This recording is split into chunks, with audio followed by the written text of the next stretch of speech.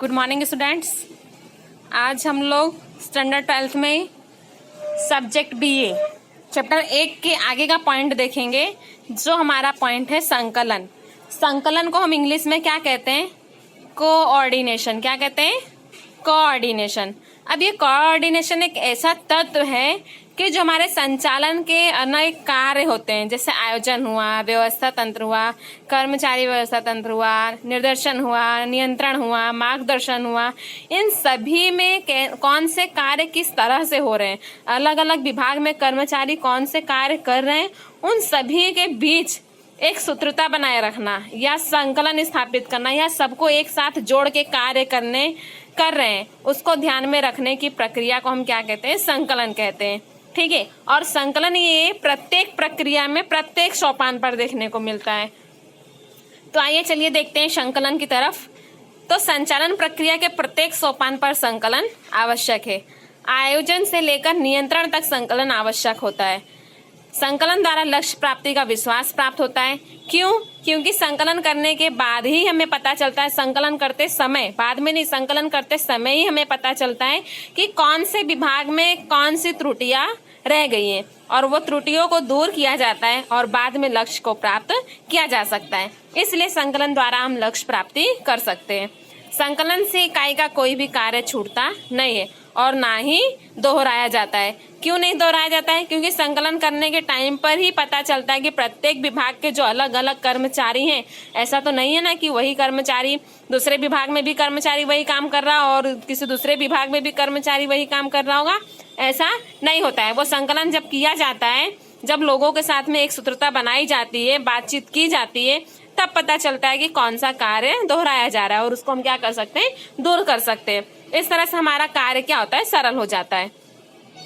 अब देखते हैं कि संकलन का अर्थ क्या है।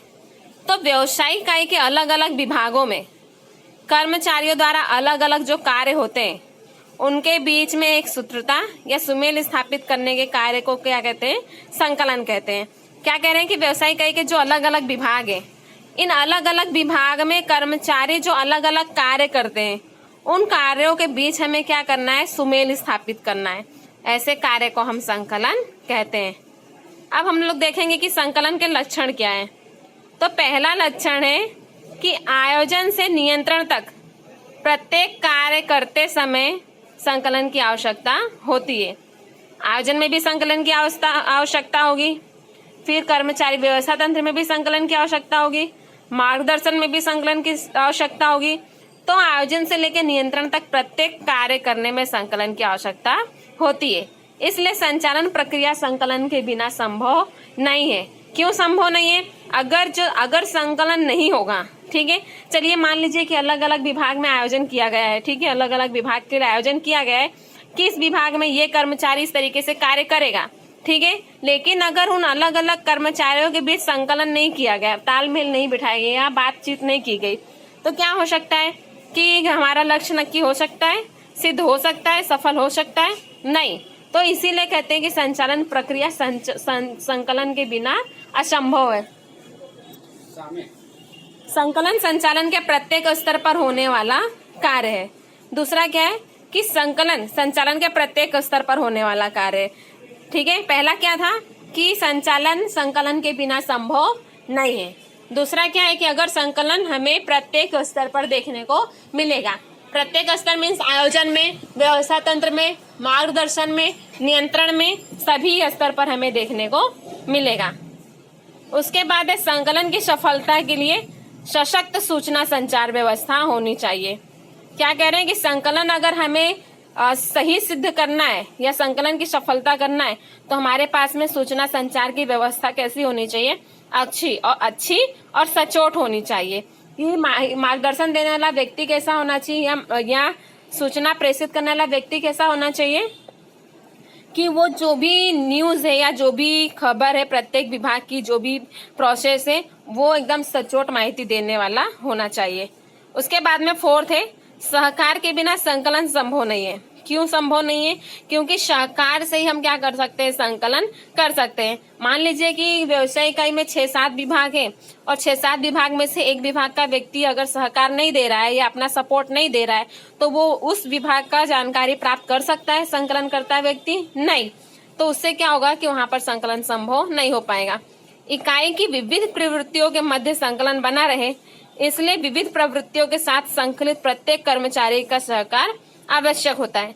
जैसा कि मैंने आपको बताया कि इकाई की जो भी विविध प्रवृत्तियां होती हैं, विविध विभाग में विविध प्रवृत्तियां होती हैं, उन प्रवृत्तियों के मध्य संकलन बना रहना चाहिए और संकलन बनाए रहने के लिए प्रत्येक कर्मचारी को अपना सहकार देना होता है। उसके बाद में 5th है कि व्यवसायिक इकाई में साधनों का महत्तम उपयोग संकलन द्वारा ही संभव होता है। जब संकलन करता व्यक्ति होता है, वो संकलन करने के टाइम पर उसे जो भी त्रुटि दिखाई देती है, ठीक है, वो चाहे इकाई के साधनों से संबंधित हो या विभागों के कार्य से संबंधित हो, उन सभी में रही हुई त्रुटियों को क्या कर सकता है, दूर कर सकता है। इसी तरह से व्यवसायिक इकाई में साधनों का महत्तम उपयोग भी संकलन द्वारा संभव हो जाता है। उसके बाद में 6 है, संचालन के प्रत्येक कार्य में संकलन का समावेश होता है, इसलिए संकलन को संचालन की आत्मा कहते हैं। क्यों? कि संचालन का प्रत्येक कार्य जो होगा उसमें संकलन का इंटरफेयर होना बहुत जरूरी होता है। अगर संकलन नहीं होगा तो हम कार्य को सिद्ध नहीं कर सकते हैं, इसीलिए कहते हैं कि संकलन को संचालन की आत्मा है। अब महत्व है कि संकलन से संचालन के विविध कार्य। पहला महत्व है कि संकलन से संचालन के विविध कार्य, जैसे कि आयोजन हुआ, व्यवस्था तंत्र हुआ, मार्गदर्शन हुआ, नियंत्रण हुआ, ये सभी कैसे होते हैं, प्रभावशाली होते हैं।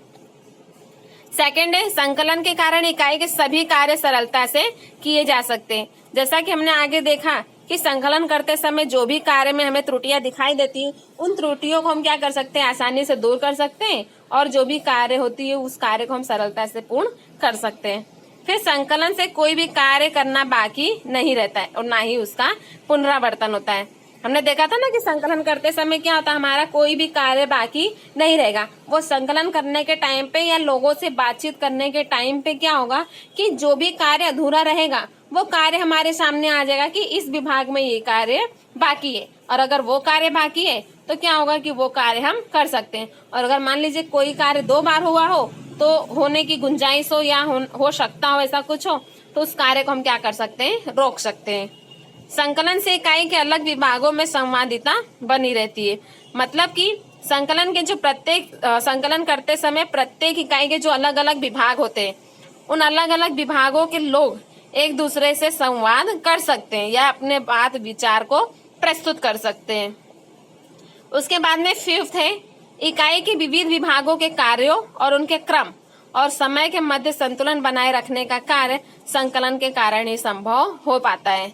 कि जो भी इकाई के कार्य विभाग हैं, विभाग के कार्य उनके क्रम के अनुसार और समय के साथ संतुलन स्थापित कर सके, ये संकलन के कारण ही पॉसिबल है।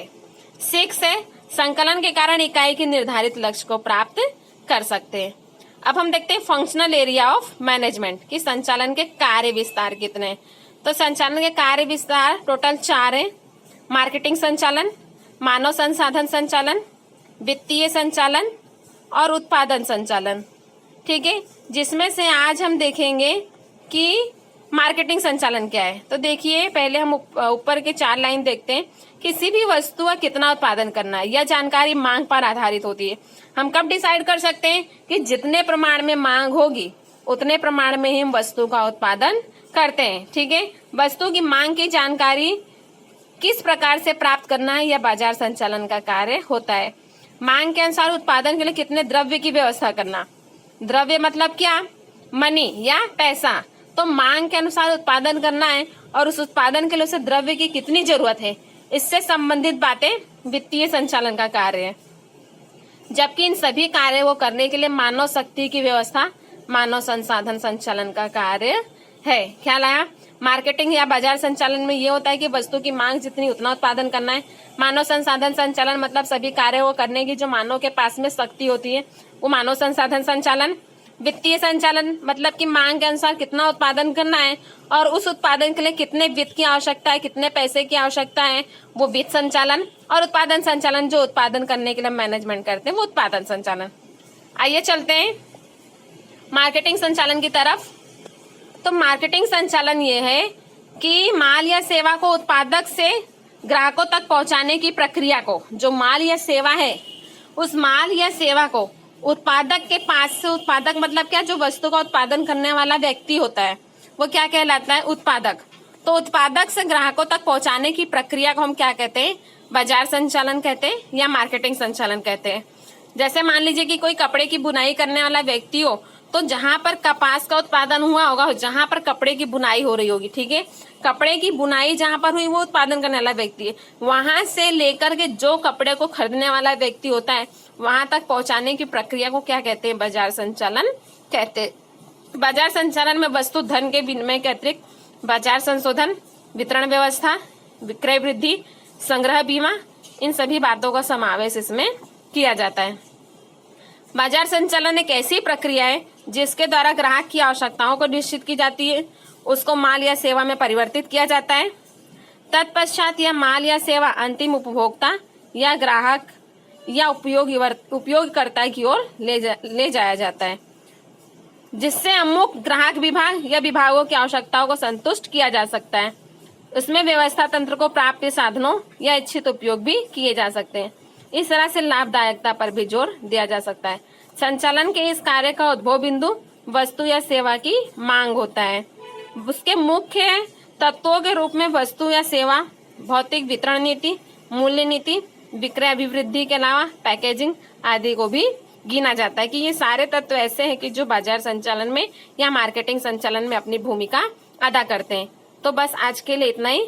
आप सभी लोग इसे अपनी नोटबुक में नोट कीजिएगा और उसके बाद में मुझे मेरे कॉन्टेक्ट नंबर पर शेयर कीजिएगा और एग्जाम की तैयारी भी करते रहिएगा। धन्यवाद।